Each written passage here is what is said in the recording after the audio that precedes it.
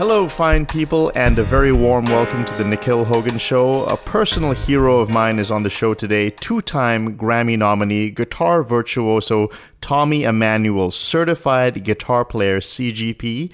His latest album is 2020's The Best of Tommysongs, a double CD that features some of Tommy's best original works with 5 brand new songs. Also for music students, available at his online store are a giant collection of tablature in Guitar Tab Pro file format or PDFs on USB drive. Go check that out. Finally, you can subscribe to Tommy on TrueFire, Up Close and Personal, a premium channel subscription with tons of videos, discussion threads, tabs, charts, and so much more. Tommy, welcome to the Nikhil Hogan Show. Thank you, Nick, and congratulations to you. And congratulations on having babies. That's so wonderful. That's right. I have a little girl on the way in November. But we'll touch on that. How about at the end of the interview? What a thrill to have you on. This show is really focused on music education and really learning the craft of music. I'd love to discuss my two favorite topics, improvising and composing/songwriting. And so just to frame it for my audience, in Singapore, I mean, the way we learn music is ridiculous. I mean, parents send their kids to take these silly music exams where you memorize music and nobody knows how to improvise or compose. It's kind of an embarrassment, really. But with this mindset, like many young musicians who got and get inspired hearing you play, when I started out, I immediately bought all your tablature books. I just wanted to play your songs right away. I had the enthusiasm and the interest. And after some time, I was able to perform a few of the transcriptions, but something really bothered me about you. First of all, you never played a song the same way twice. You kept adding things to the arrangements. You kept writing new songs. And I watch you performing with other great artists, and you improvise with such tasteful, sensational lines. And then I realized more than just memorizing music, to really learn required so much more. You know, you have to learn keys, chords, building a vocabulary, listening to great musicians, practicing improvisation, writing more music. You have to write music, and it gets better over time. You must have done this, and to the highest degree possible. Well, I try to do everything to the highest degree possible. I don't know any other way. I won't settle for less than to try my absolute best at everything that I put my hand to. It took me a long, long time to become any good at playing the instrument. I could definitely play when I was young, but I didn't have the knowledge and the skills to work with. I had to slowly learn along the way and beg, steal, and borrow, and watch people who did it better. And lucky for me, as a songwriter, I think like I'm writing for a singer. I don't let the guitar dictate to me what I want to write. I write what I want to write for me to sing, except that the singing part is actually the melody of the song. So that's the way I think. I have a few other strange kind of qualities too. Like when I'm in a room full of people, I automatically assume that I'm the youngest. And I very rarely am. I'm usually the oldest actually. But for some reason, I automatically assume I'm the youngest. So I'm always on the lookout for someone who does something beautiful and clever. I will study them and steal from them and try to fit it into a song or something like that, There's nothing wrong with, there are a million ways to learn how to play music. You can do what you say they're doing there in Singapore. They're getting trained, reading music, reading tablature. See, I don't read music, and my life is way too short for me to be bothered with tab. But I know that a lot of people play from tab, and tab is like a roadmap. It's like showing you how to play the song and where to put your fingers and all that. But my ear is much quicker. I can hear you play something and almost play it back to you straight away because that's how I've developed my ear. And I recognize pitch, I recognize chords, I recognize the inversions, and I recognize that if it's good or not, Well, can I ask you a question regarding this whole thing of, you mentioned taking a long time to build this up. I don't know if it's possible for you to answer this, but do you know how many solos, do you know that you learned off records? Can you quantify that? Can you ballpark a number? And I don't just mean guitar, I mean like all instruments, saxophone, trumpet. You must have taken from so much. Well, absolutely. I mean, I think the first music that I heard was Jimmy Rogers and Hank Williams. And that music was great. I mean, there was some good playing and good solos on Hank Williams records, and that's for sure. So the Shadows. Well, I copied Bruce Welch. I tried to play rhythm guitar like Bruce Welch. And my brother Phil, who's no longer with us, he just wanted to be like Hank Marvin and play the melodies. So I became the rhythm player. And then as time went on, I started listening to singing and songwriting, I'm just so fortunate that I was attracted to that because it got me on the path of being a songwriter. And, look, the truth is, Nicky boy, that there's a million guitar players better than me out there, but they can't write like me. I write and I sound like me and I don't sound like anybody else. And so I always tell people, Tommy Emmanuel, get the original. Not all the fake ones out there. I think there's a lot of fake ones out there. I think a million is a severe overstatement. I can't think of really any, but who are better than you. But it's so great. When a young musician comes to you for advice, one of your classic lines is "get to work," and it really doesn't get better than that because it really takes a lot of work. I mean, that's really it. What are you going to tell someone? It takes a lot of work. So, but can we break it down technically for my audience? When you mean work, what exactly are you talking about? I'm talking about repetition, playing the song 100 times. You're learning a new song. You're working out all the positions. Now, play it 100 times today. You know what I mean? And get up in the morning, set the alarm and get up at 5 a.m. and play it for 3 hours then. That's the kind of commitment it takes to get any good at any instrument. It takes a real commitment. Now, when you mean 3 hours, are you talking about, what do you mean, like a song that you want to learn, you break it down and attack it from different angles? If you've got a song that's new to you, then you're going to fumble your way through it for a while until you start memorizing it and your hands start to memorize it as well. And then you start to listen to what you're doing. First of all, you work out the positions, then you practice the positions, and then when the music starts to appear, then you add your feeling and your personality to the melody and the chords and the way that you play the song. But until then, you're just doing the preparation work. You're learning the new positions. You're learning how to get around it. And then when you start to remember all the chord positions and the hand movements and all that, then you start to play music. Until you reach that point, it's just motor skills.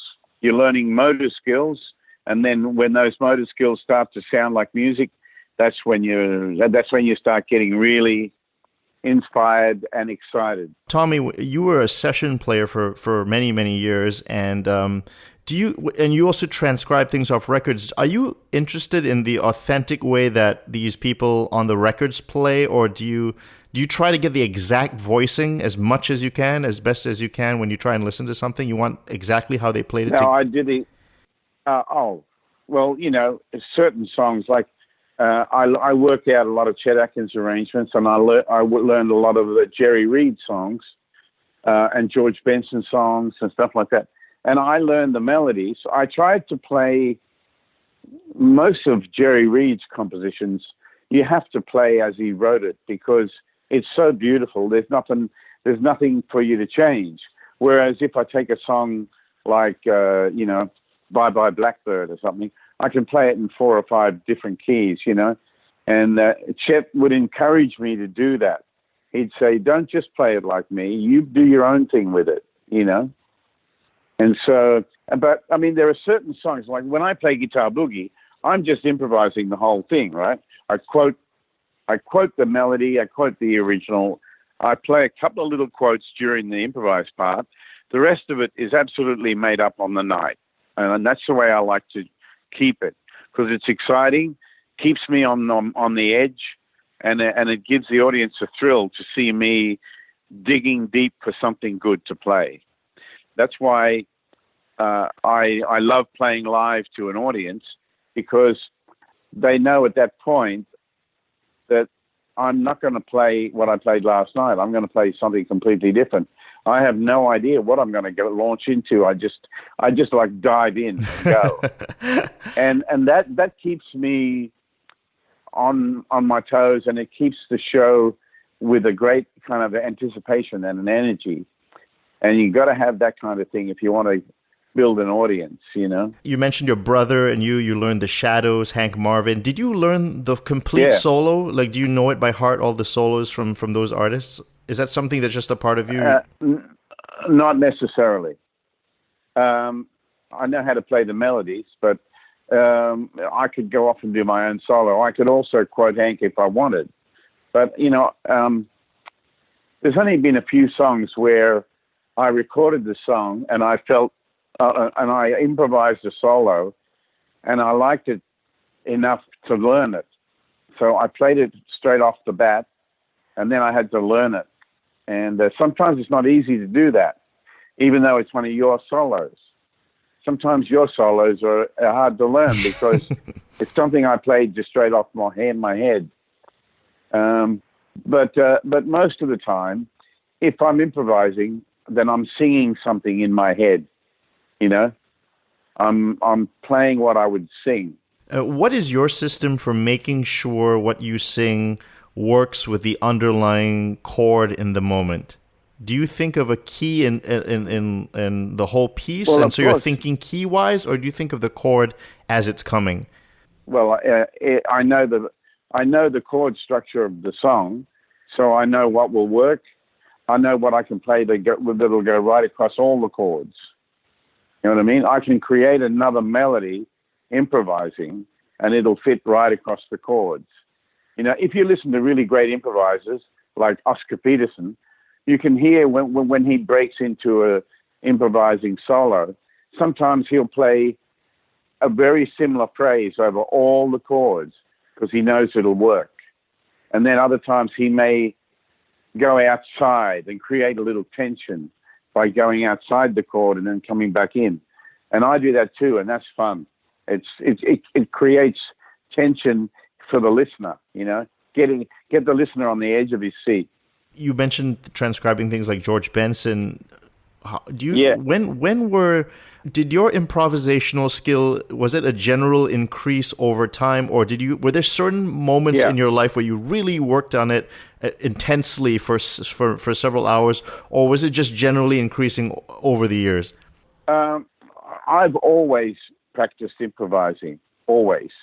When I do practice, I play some tunes that I want to work over and make sure that I've still got them under my hands. And then I improvise, and I start in the key of E, and I go to F, and then F sharp, then G, and I slowly move up in semitones until I'm back to the top E again. So I've covered the entire fretboard and worked on ideas that hopefully just click one into the other. And then I practice doing this. I don't know whether you can hear this guitar. So let's see. Do, do, do, do, do, do, do, do, do. And I play it back. You know what I mean?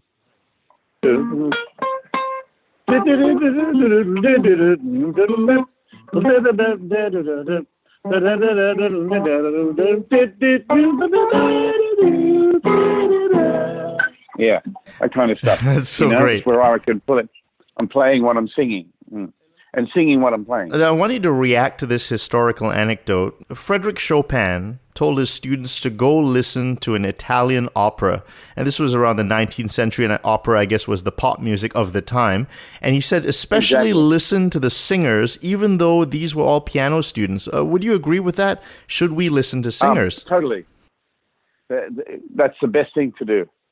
Because the singers have the melody, and singers are telling us the story, and they're using the music as their accompaniment. So I think he's right in that. I try to play melody like I'm a singer, and that's what makes my melody sound soulful. A singer doesn't always sing right on the beat, and maybe a singer will hold a note across into the next bar when the chord changes, and he's still on the same note. But I love singing so much. I love listening to singers. You won't find any instrumental recordings in my car. If you and I went for a drive right now, we'd be listening to the Beatles or James Taylor, Phil Collins, or Billy Joel, Elton John, Neil Diamond. I mean, I like so many singers, Michael Jackson, Prince. I listen to music that really is music for the people, I like, as much as I appreciate, guys like John Scofield or Lee Ritenour, or, I can't listen to that music for too long. I'm looking to be moved and told a story. And those guys are such amazing players. But it's a matter of taste, You say, let me quote you, when I write songs, I don't imagine I'm writing a song for a solo guitar. I'm imagining that I'm writing a song for a singer and a band. The band and the singer are in my head, so that's why my songs sound like people say, have you got words for that song? Then I know I'm onto something. And so do you have that conception of not guitar music, but you're trying to write songs? Yeah, exactly. I'm writing a song, telling the listener a story, taking the listener to another dimension kind of thing. That's what I'm trying to do. And, I also get rid of all the cliche guitar things and try to make it sound like a piano player. So, for instance, there's a passage in The Man with the Green Thumb, which goes...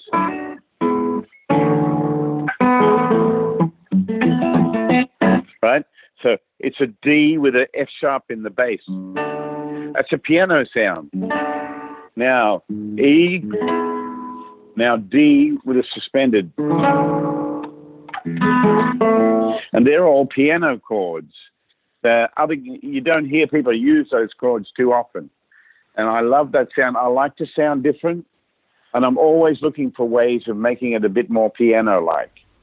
Do you, Tommy, personally play the piano? Yeah, I'm really bad, Nick. I'm like the world's worst piano player. But I love the piano. People like Michael McDonald, who's an amazing singer and writer. I love his piano playing just because it's got some beautiful changes, and he's really solid. You have listened to Billy Joel or Elton John records. The piano sound is just extraordinary. And those guys, they're a band within themselves, I notice when you compose, you fill in from chord to chord, the way you arpeggiate, and you fill in the notes as the chords move. It really does flow like almost like a piano. Is that the sound you're going for? That's what I'm trying to do. Yeah, absolutely. It's because I don't sit around just listening to guitar players all day. I could care less, Of course, there are people better than me. I'm not worried about that. What I'm thinking of is how can I make my music sound different? Well, I can listen to piano players and singers. That's how I can do that. Here's another quote. My main thing was I fell in love with songwriting when I was young, and I wrote probably 20 years of forgettable music. Now I want to challenge that a little bit. You wrote the great classic, Dixie McGuire, when you were quite young, right? Were you not? Yeah, I wrote that in 1977. And that's a great tune. I mean, that's really beautiful. Thank you. Well, it's stood the test of time, so it must be all right. And so can you talk about writing that process? How long did it take you to write a song? Did you have goals? Right. I'm going to write a song a day or a week or something? No. I wish I could write a song every day. There was a period when I wrote a lot of songs. In a week I may have written 4 new songs. That's a lot for a songwriter, especially if they're going to be, memorable songs that people will fall in love with, hopefully, Like when I wrote Dixie McGuire, I think I wrote it in about 2 hours, and I had the idea, and I tried to write something that resembled what Chet Atkins might like, because I was hoping to send the song to him and have him record it. That was my dream, So I was trying to be like a composer and a song seller sort of thing. Like you send your songs out to artists and have them record it. So that was the idea behind Dixie McGuire. Plus, Dixie's a real person. She's still alive. She lives in Sydney, and she was the little daughter of a bass player that I worked with. Oh, wow. Duncan McGuire. Yeah, and so I had a little subject. I had some inspiration, a little curly-haired girl. Let me ask you a technical question for your craft. Yeah. Does the melody come first, or the harmony, or rhythm? Everything comes at once. I very rarely... There's no way that I would just put a bunch of chords together and put melody over it unless it was a particular style. For instance, my album Determination, I wrote the whole album on a 4-track cassette. And what I did is I came up with chord progressions and that sounded good to me, and then I wrote melody over the top for the electric guitar. When I'm doing acoustic, I do everything at once, and it starts to pour out. All you need is a good idea to get you started. And an idea, how would you define an idea? It's a melody. It's an idea that you want to hear over and over and over. It's exciting. If you've got a new idea, then you continue with it, and you keep going. Like you get the first 2 or 3 bars of the song, and you play it over and over and see where it wants to lead you, where the melody should go, and things like that. Now, does the melody dictate the form of the song? It depends totally. I mean, there are some songs like, for instance, let me guess, The Mystery. The Mystery is a song that sounds like it's slowly unfolding, but then the chorus comes in, and it sounds like Emmylou Harris or Alison Krauss or someone like that. Yeah. A song like Since We Met is a classic example of everything came together all at once. And I wrote that song in like 20 minutes. And I was in the back of a taxi driving home. And I had got my guitar out because I had this melody in my head. I'm starting to sing the melody in my head. So I got the cab driver to stop and pull over, and I got my guitar out of the trunk of his car, and I wrote the song. And I was so excited that I had this good idea. So I thought, and I ended up recording it on a little portable cassette that I kept as my kind of workhorse, and I wrote it right there in the car. Now, people think when they say 20 minutes, now they're not understanding, I hope they do understand that when you say 20 minutes, really that's your whole life got you the skill to be able to pull that off in 20 minutes. It was a whole journey, all your craft. Yeah, but you have to also remember another thing. It was inspired. And when there's inspiration, then these kind of things can almost miraculous can happen if inspiration is there. If there's no inspiration, then you have to dig deeper and try and create something that gets your creative juices going. So the truth is, Nick, that a songwriter, especially, I mean, I won't speak for other songwriters because there's some clever damn people on this planet. But for me, I'm waiting patiently for inspiration to strike all the time. I'm always hoping for it. And there are days when I fall flat, where I pick up the guitar and I noodle around, I play some tunes, and I'm waiting for something to come to me, and it doesn't come. But then there are times where I'll have a good idea, or what I think is a good enough idea for me to pursue, and I'll get the verse, and I'll say, okay, this is working well. Let me play it again, and play right through there to get to where the chorus is supposed to come in.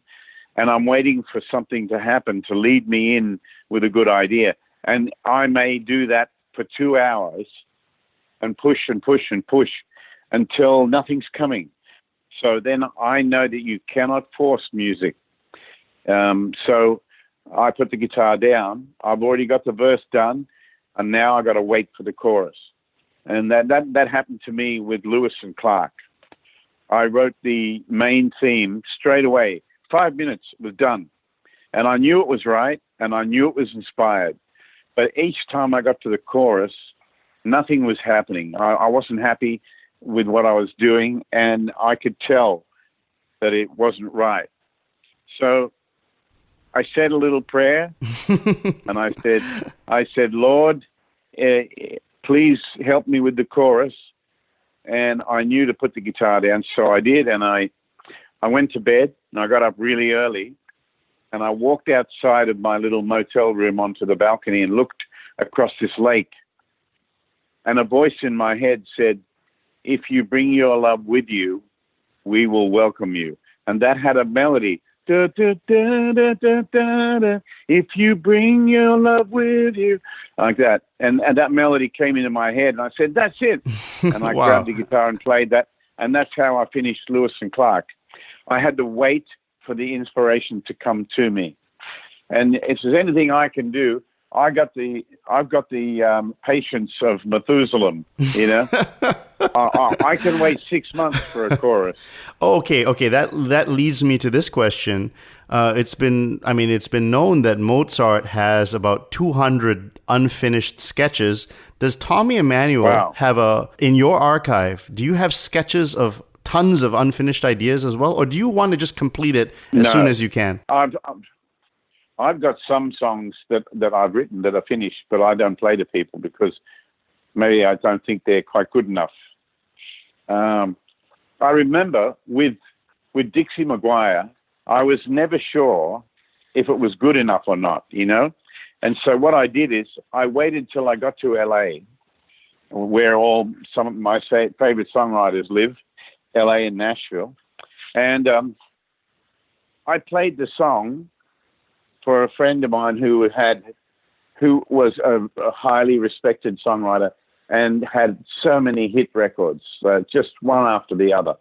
His compositions were really amazing. Anyway, I said to him, look, I'll play you this song. Tell me if it's any good. And I played him Dixie McGuire, and he said, oh, it's good, all right.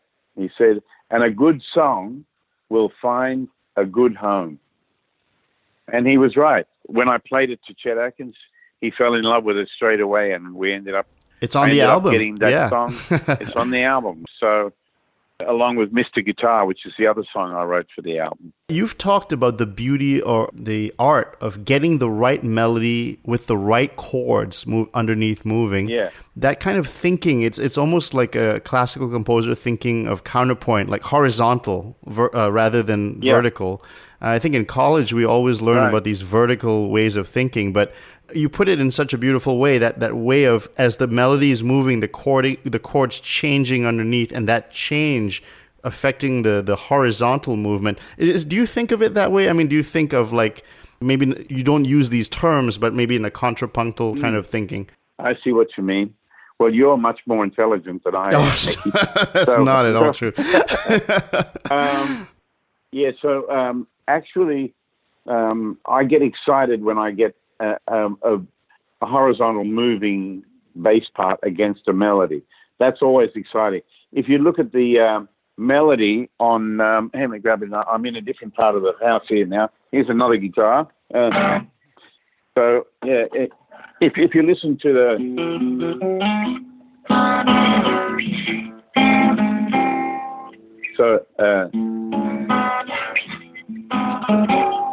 So you got the same melody going da da da da da da da, same melody, but it goes major to minor. And, I got those ideas from listening to George Harrison records. As a songwriter, George was right up there with all the other Beatles, really. I mean, his writing was beautiful. Everything about his music is so beautiful.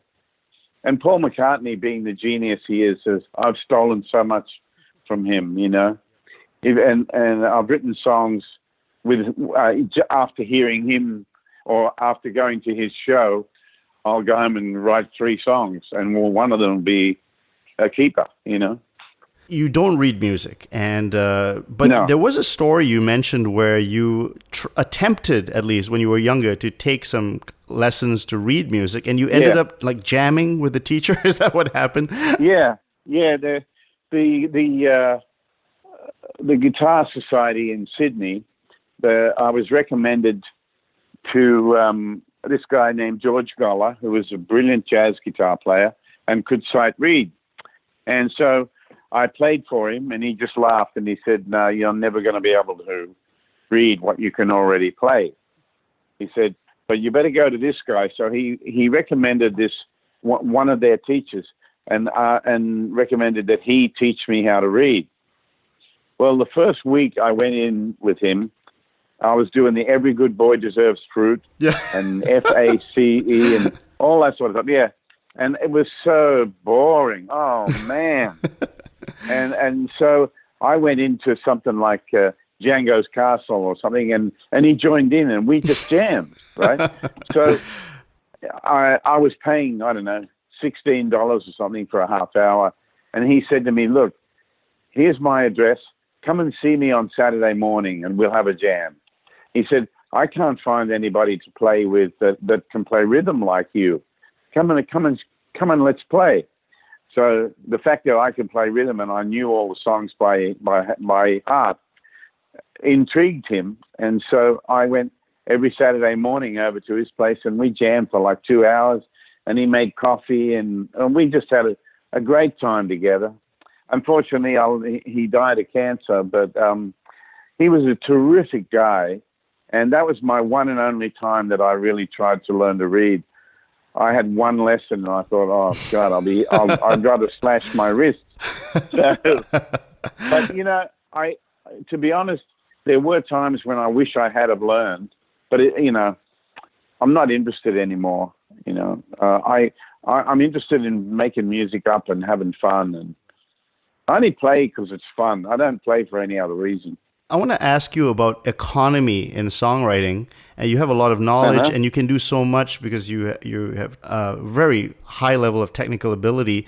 But your songs, I notice you are very economical, maybe is the word, in your songwriting. You want to make sure nothing is extraneous. Is that right? Do I get the feeling that sentiment is important to you? I don't want it to be guitar orientated. In other words, being clever for the sake of being clever. I could care less about that. There are some people who write really complicated things, and they're absolutely brilliant. I could never play them. But there are very few people who can do that. There's a young man from Germany called Sonke Menken who does just that. He writes brilliant music, and it's typically German. It's complicated and really unusual, Right. Yeah. So check out Sonke. He's incredible. And if you have a listen to Elton John's Songs from the West Coast album, that is a encyclopedia of songwriting. That's like the greatest tool that you'll ever have as a songwriter is that album. And you mentioned people like Billy Joel, Stevie Wonder, Elton John. You just mentioned Paul McCartney. Yeah. How would you recommend somebody look at a song? And sometimes you might not have the ears or the eyes to understand that something is great or significant in songwriting. So what can you suggest somebody look for when they're listening to a great song? The melody against the chord, for a start. And what moves you, find what in the song moves you. Because, if you listen to the Beatles sing Friday morning at 5 o'clock as the day begins to do. You know, that song, She's Leaving Home. That is one of the greatest songs ever written. It's one of the best melodies I've ever heard, and then it's one of the best stories ever told about this girl who gets up and leaves her family because there's no love there. You know, it's an amazing story, and it's so beautifully written. It's classic Lennon and McCartney together, that song. And really, it's a masterpiece of songwriting. That's what it is. So, you know, the same as like people like Prince and Justin Timberlake. I mean, people like that write complicated kind of songs, but then they simplify it when they put the words on, and that creates a real attraction. So, you know, you've got to figure out what it is that you want to say and say it properly. I watched a video of, to prepare for this interview, I wanted to get a sense of you, and I looked at your heroes. Chet Atkins is one of your heroes, and I watched a video of him playing Mr. Sandman, and what struck me immediately was it seemed like he was not straining at all on camera. No. And what he's playing is quite frightening, actually. A guitarist would know. Everything but he looks like he's smiling. Can you talk about Chet Atkins and talk about why he's so special? Well, my favorite subject is talking about Chet Atkins because when I was a little boy, Chet was on the radio. And in those days, there was a lot more instrumental music on the radio. But he stood out. His records sounded better than everybody else's. His arrangements were so fascinating and interesting, and his records just sounded beautifully produced. Did he arrange his songs on all those albums, or did he have an arranger? He did. No, sometimes he did, depending. I mean, if he's working with an orchestra, then he'll get a string writer in, but most of the time he did it all himself. And he would take a song, because Mr. Sandman is a vocal tune, right? So he would have, but he was attracted to the melody. So he found a way of making the melody interesting, and he did a key change in it and all that stuff. So, you know, he's writing and playing and thinking like a producer, which is what I do. Same thing. I'm thinking like a producer when I'm writing and playing. Like, how can I make this interesting? How can I make every bar interesting? That's what a producer does. Let's talk about Django Reinhardt now. He's also somebody... Another one of my favorites. I picked all the good ones. And so Django Reinhardt, he had two fingers from an accident, and he's just a phenomenal virtuoso. To this day, people are still studying his music. Totally. When did you discover Django, and what's his influence on you, and why is he still relevant today? Oh, well, Django, if you think about the guitar and forget about genres for a second, Django, still to my mind, is the greatest guitar player of all time. I mean, he's better than anybody I know, still to this day. Why do you say that? Well, his musical ideas were far superior to any I'd ever heard, and most people. His technical abilities are nothing short of amazing. And he had a great tone and a great touch. He just had everything. You know, Chet always said, Reinhardt is the greatest. You know, that's how he talked. And it's so true, you know. He had just a beautiful style, and I love his music. But when I first heard him, I was about 14, and I thought it was circus music. And I didn't understand. I didn't understand it at all. I'd never heard people play like that, and it sounded like, you know, da da da da da da da. Yeah, right. It sounded like kind of cartoon music or circus music. But what it was just that great way of playing gypsy jazz music. And so, yeah, Django is the greatest in my mind. And nobody ever came close to him. There's a lot of pretenders out there. There's a lot of people who can play that style and do it well, and they're amazing. But there's still only one Django, you know. I learned an interesting lesson when I was at the Grammys once, and it was when we were about to have the Lifetime Achievement Award, and it was Bo Diddley. Bo Diddley got his Lifetime Achievement Award, and when they announced him, he walked up the aisle and went up the stairs and grabbed his Grammy and held it up in the air for a while we all stood and gave him a big standing ovation. And then he said, "Bo Diddley, get the original." And that's all he said. And I thought, he's right. He's right, because he didn't try to sound like anybody else. He was completely unique. And everything about what he was doing was completely unique and totally Bo Diddley.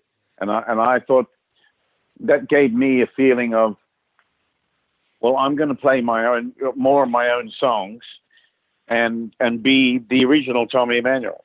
So, you know, so that's kind of gave me that I would stick to my way of playing and not try to be copying other people. And thank God for that. Now, this is just me speaking. You are a 2-time Grammy nominee, and it just, I mean, if ever there was a reason not to take the Grammys seriously, it would be the fact that Tommy Emmanuel doesn't have a Grammy. Now, this is not to say that people who win Grammys don't deserve them, but from an independent observer's standpoint, I mean, this is not a meritocracy. It seems highly biased. It appears you need huge backing to lobby for you. And the fact of the matter is, I mean, you have hundreds of thousands of fans around the world. You sell out concert halls and venues. But they can't vote for the Grammy. Only people in the music industry, record company people, agents, managers, they can all vote, but the public don't get to vote. But you know, when it comes to other things, you know, I've won Best Acoustic Player probably 12 times, I think. But you know, the other thing I want to remind you is that, you know, awards are fine, but they don't feed the family. Exactly. You know, what keeps a roof over my head and food in my belly is working. So as much as I love winning awards, you'd be a liar if you said, "Oh, I don't care about awards." I do care about awards, and I love winning. I love being nominated, and that's all. It's nice, but if I don't win, it doesn't bother me. You know, if I do win, I'm excited, and I look at it, and I'm excited for about 5 minutes, and then I'm back to reality. I want to ask, you've written so many great melodies and great songs, and you did actually, in 1995, your album Classical Gas involved the Australian Philharmonic Orchestra, and it was just an epic album. Yeah. I mean, so epic, that's the word. You've mentioned composing, thinking of a band and a singer. What about larger formats like the orchestra? Have you ever had a person, like arrangers or orchestrators, come up to you and say, I can do something with your songs? Oh, I've got a lot of guys who can do that. I have to have them to be able to write all the stuff out. But what I normally do is I'll take a song. Say that I have a new song on my latest album called Fuel, and I've had 2 arrangers here in Nashville hear it and say, I'd really like to do an arrangement for an orchestra. And I said, okay, go ahead. You know, I don't know when we're going to use it, but go ahead. Okay, now here's a fun question. Now, obviously playing slow well might be the hardest thing of all, but that aside, from a technical standpoint, just for the people who are curious, what is your hardest song to play? My hardest song, I'd say technically probably Drive Time. There's so much going on in that song, and it's got to be grooving, and it's hard to play that song grooving, you know. Fuel is not that easy either. You performed at the 2000 Sydney Olympics with your brother, the great Phil Emmanuel. Now, how do you wrap your head around performing to something with such magnitude? Do you get nervous on stage? Never. I've never been nervous in my life. all you do is you've got to practice it, you know. So we did rehearsals for a week doing that show, and then on the night, oh my God, it was amazing. I've never seen anything, a spectacle like it. 200,000 people in front of us, and 2.75 billion watching and listening. You know, it was truly a proud moment for us, and I'm so happy that I got to share it with my brother. You squeezed in acoustic playing. You squeezed in so many. It was like a microcosm of so much in one performance, which was really great. And we were actually live. Everybody else had the mine, but my brother and I used Line 6 pods, and we were actually the only act that played live. Everybody else just lip sync. Here's another songwriting question. I remember one time you played the ocean. You grabbed your guitar and you played the ocean, and it really sounded like an ocean, like Finding Nemo or something. It was beautiful. How do you see landscapes, a tree? I know Chopin wrote his Minute Waltz, maybe thinking of a little puppy. Do these things inspire sounds? And I'm talking about physical things. Yeah, just life and people in general and emotions is what will give you something. Like, for instance, my daughter Rachel is 5 years old now, but when she was 4, I flew from New York to Beijing, China, to start a tour. And when I got into my hotel in Beijing, I got my guitar out to play a little before I went to dinner. And my guitar sounded magical for some reason. There was something going on, and it was magical to me. And I wrote this song, and I recorded it on my iPhone, and I texted it to my wife. And I said, I've just written this song, play it to Rachel, who was 4 years old, play it to Rachel, and ask her, what is this music about? What is this song about? So she listened to it, and my wife rang me back and she said, it sounds like the wide ocean. A 4-year-old said, it sounds like the wide ocean. So that's what I called it, the wide ocean. And it's on the Tommysongs album. Okay, let's do a couple of quick things. I have a hot seat. Yep. Top 3, you don't have to think too deeply about this. I'll just rattle off a couple of things, and you just tell me what comes to mind, okay? So, top 3 jazz guitarists, go. Django, Charlie Christian, Frank Vignola. Top 3 country guitarists. Chet Atkins, Jerry Reed, Steve Wariner. Top 3 blues guitarists. Sunhouse, Stevie Ray Vaughan, Albert King. Top 3 pop songwriters. Steve Kipner, Michael Jackson, and Elton John. Top 3 film composers. John Williams, I'm trying to remember his name. Hans Zimmer and Sting. Top 3 classical composers. Mozart, Beethoven, and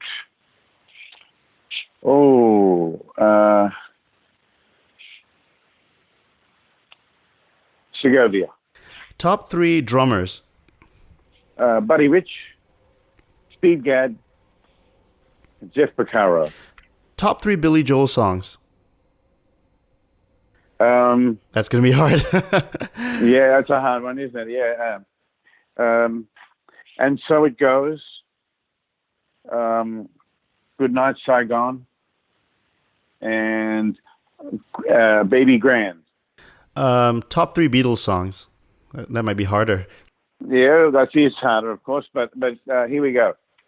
Blackbird, She's Leaving Home, and Strawberry Fields. One more quick question about music. Do you get inspiration from reading books, watching movies, non-musical things? Totally. Does that add to your songwriting? Totally. It does. That's why I like to look at movies. Like, for instance, there's a song on the previous album, or no, maybe it was a little further back than that, called Ava Waits. And I wrote that song because I saw the movie The Bridge of Spies. And most Steven Spielberg films inspire me. He does something that no one else does, and he's an extraordinary individual, and he inspires me. And his movies have inspired songs. Like when I watched the movie Lincoln about Abraham Lincoln, I wrote the song Old Photographs because it reminded me of being little and being with my grandparents. And that movie just transported me to another kind of realm, I guess. You are the subject of a recent award-winning documentary biopic about your life, The Endless Road. You've spoken very openly about very personal things in your life in interviews and other things like divorce, substance abuse. You faced rejection from studio people who think they know everything. And yet in the face of all of this, you're really determined, you're tenacious, you have a drive to make your life better for yourself and your family. Can you speak about just how hard it's been for you? You've had to face quite a bit. Yeah, well, when I was young, I got turned on to drugs. And what happens is the pleasure center in your brain gets hijacked. And then it rules you, then it controls you. And you got to go to rehab, and you got to quit, and you got to dry out, and you got to have treatment so that you can get back to living a normal life again. And I've had to do that several times. And the problem for me is, first of all, I have the disease of addiction, and I have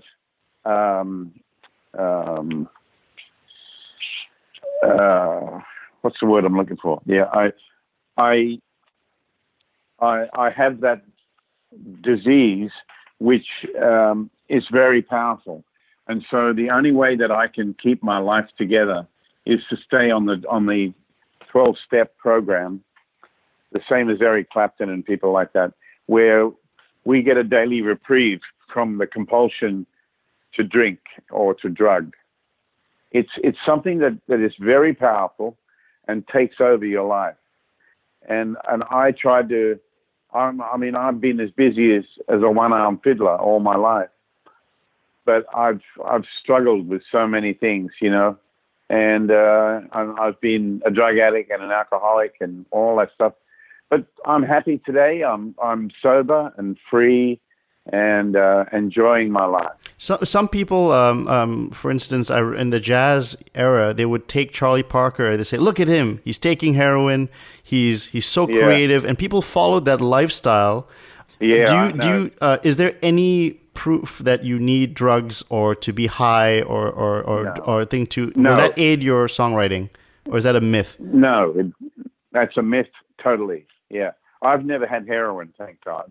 But, so I don't know what heroin is like, but I've been in rehab next to people who looked and were a lot worse off than me because of heroin. So if anyone out there is listening and thinks, well, now I'd like to try it to write a song, please don't do it. Say the only way to live your life is to be strong and healthy, because life is tough and you got to be tough along with it, you know. I talk openly about my addictions and stuff like that because I'm hoping that it'll help someone. That's it. I'm only saying all this stuff to try and help somebody who might need guidance or who might hear what I say and say, well, if he can do it, I can. That leads to my next question, actually. And at the age of 10, you experienced a tremendous loss. Your father passed away from a heart attack. Yeah. One concern I have as a father today is I'm noticing a lot in the world, in entertainment, in movies, in society, there aren't many good male role models, father figures for young boys and girls. There's so many terrible vices and addictions out there that sometimes they seem to be glorified: drugs, alcohol, gambling, pornography. Can you speak to the importance of having great male role models in life? It's so important. I always tell people, be real, be yourself. You don't have to put on a mask and try to act like someone else or try to impress people, but just be yourself all the time. And it's like a secret weapon, whether I'm playing for the Queen or whether I'm playing for Bill, the grocer down the road, I feel just the same. I love playing, but I love playing for people. So it's an important thing just to be yourself. Find what makes you happy and run with it with all your energy and your love. Do it for everybody else. That's what will fulfill you. I play because I love to play for people, and that's it. There's no other reason. There was a song you sang. You started singing. This was a couple of years ago, maybe in the late 2008. It was a song, "I Still Can't Say Goodbye," and you used to sing that. And was that about your dad, or was it about Chet Atkins, or was it both? The song was written for Chet Atkins to sing about his dad, and I used to sing it, and I would think of my dad too. But it's about a relationship between a child and his dad, whether it's a girl or a boy, it doesn't matter. We all have a connection with our fathers, whether we're, what about adopted children? They always are looking for their maternal parents somehow. And we all, as much as my dad in real life did some things that I disagree with, and I don't hold a grudge. I've forgiven him. But I still think about him, and I remember when I was 18 years old, I would think about him at night, and it would make me cry because I was doing well, and I wanted him to know that I did this myself, Dad, and but I didn't have that. But the relationship that I ended up in with my hero, Chet Atkins, was just like a father and son. And the good thing was, he allowed me to love on him. He allowed me to treat him like he was my dad.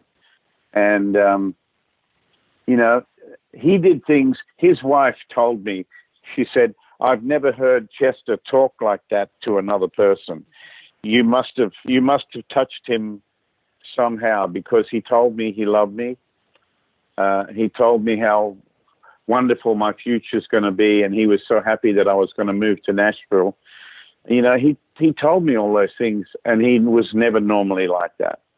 So we had a special relationship that I'll always keep in my heart, And there are young guys like Gareth Pearson and Clive Carroll and people like that who I feel like their daddy. I have a daddy instinct too, and there's a lot of great young people out there that I love and encourage, and life is not a rehearsal, Nick. We gotta give it all we got, and that includes giving people love.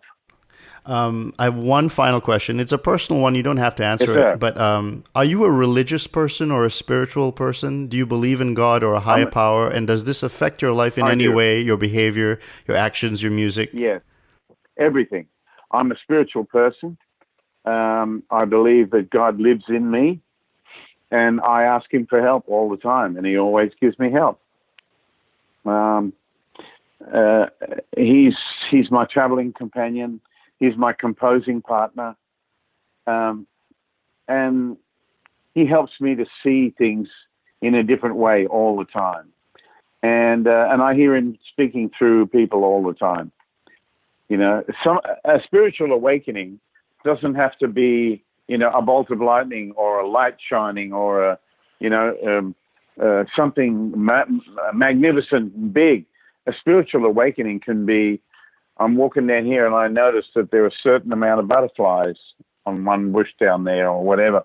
Or I walk into a store and for some reason I'm really drawn to some person. I go up and say hello and talk with them, and they end up telling me something really personal because they haven't talked about it. It just might be a leading like that. So I'm always trying to be aware that I'm not alone here. I've got some great spiritual help in my daily life. Well, that's fantastic. And what can I say? One of the most celebrated musicians to hold a guitar, the great Tommy Emmanuel. His latest album is 2020's The Best of Tommysongs. You can go to his online store and buy his merchandise, and you can go to TrueFire to subscribe to his premium channel. Tommy, do you want to mention any upcoming events, albums, projects coming up? Well, at the moment, I'm about to start recording some duets with Trey Hensley and Rob Ikes. And Rob Ikes plays the dobro. Trey Hensley is a great bluegrass guitar player and singer. So the three of us are going to do 4 songs. And then I'm going to record 4 songs with the great Richard Smith here in Nashville. And we're going to create the Chet Atkins and Jerry Reed tune, Twitchy. We've done a sort of remake of it. And some other tunes as well. So that's what I'm working on at the moment. And I've shot more videos to go on the TrueFire channel. It's called Up Close and Personal. And today I'm actually going to do some talks about things that I notice. For instance, here's something I notice. When you hear a song like How Sweet It Is to Be Loved by You by James Taylor, and that saxophone solo comes in, it occurred to me that David Sanborn, when he plays the saxophone, it sounds like a hit record. It's not just a guy playing the saxophone. It's way deeper than that. And to me, it's like, okay, I hear a record with David Sanborn playing saxophone. It just sounds like a hit to me as soon as I hear it. And when I hear Jeff Porcaro playing a groove on a record, it sounds like a hit. All night long, all night. That song, that's Jeff Porcaro. And Abraham Laborio playing bass. It sounds like a hit record. It's just, I have a segment called It Occurred to Me. And it's like, it occurred to me that David Sanborn sounds like a hit record when he plays. Well, definitely, everyone subscribe to your premium channel subscription on TrueFire, Up Close and Personal. Tommy, thank you so much for being on the Nikhil Hogan Show, and I hope you had a great time, and have a great day. I certainly did, Nicky boy. Give my love to your mum, and also I hope everything goes well with the arrival of the little one. Thank you so much. Thank you, Tommy. All right, brother. Bye.